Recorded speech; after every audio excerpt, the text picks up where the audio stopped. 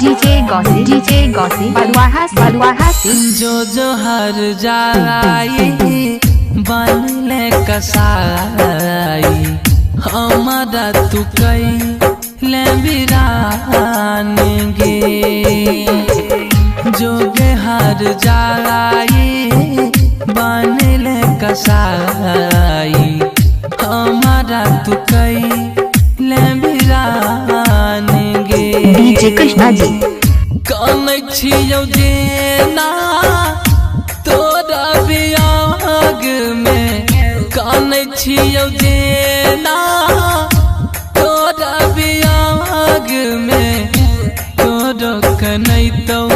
भगवान गे आरकेजी की तरफ से जो हर जाए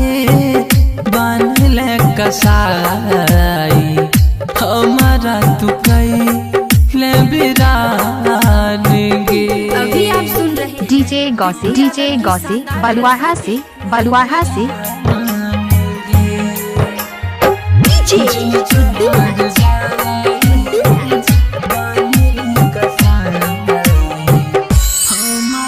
डीजे कृष्णा जी बलुआहा से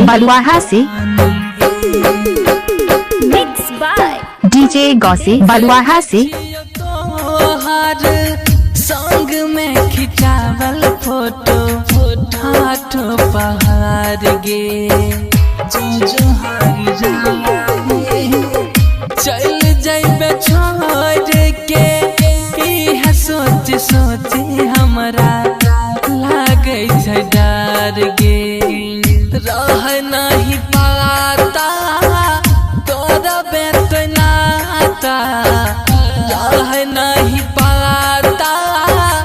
तोरा बेतनाता मार देवे दिल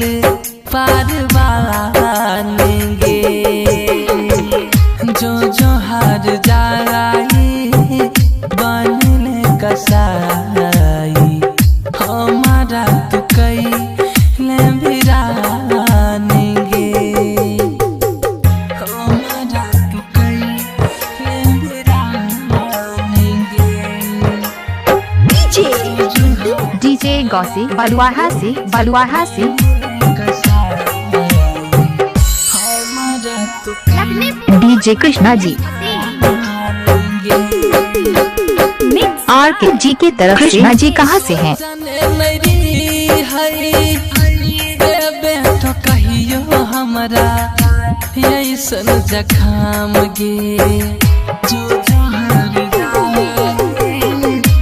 दै छौ दुआ जिला जीत मनीष खुश रही है सनाम गे